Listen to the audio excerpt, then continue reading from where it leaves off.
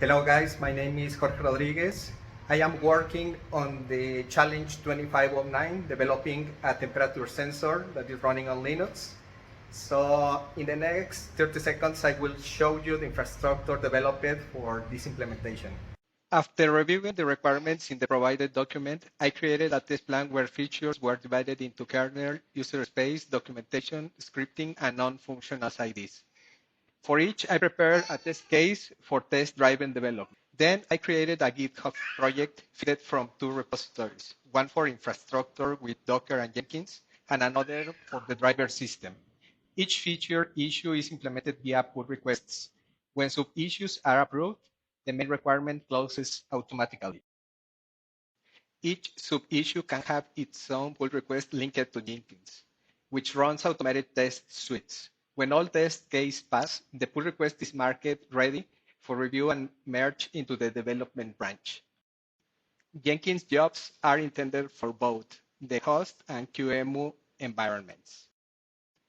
In addition to the requested documentation, I collected notes considered as lessons learned from the issues solved during development. These are also included in an independent directory in the repository.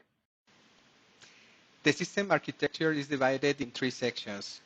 The Linux kernel device driver collects data from a simulated temperature sensor, which retrieves data from external port. Then it exposes the data to user space. It also accepts configuration commands for sampling rates and thresholds.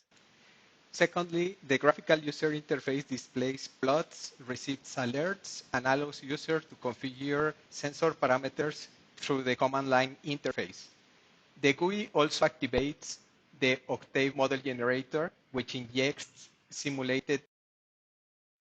Finally, the continuous integration infrastructure runs the same Linux driver using a stock module that emulates standard device tree interfaces for testing and validation. So we have here the Linux driver inserted successfully with no errors. At the right side, we have the graphical interface and also its console. Here, I will configure the driver for a threshold of 5, as you can see here, and I will run a waveform that we can monitor in the graphical interface. We can set the alarm with this slider and shown here. Then I will stop the application and will generate a noise signal. I will run it. As it is expected, a lot of, I will set the trigger and the alarms will be shown here.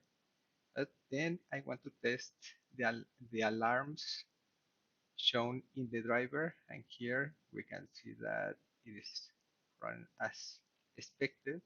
And then I will remove the module successfully, and I will continue running the client application, but it will not find any data because the driver is not providing it.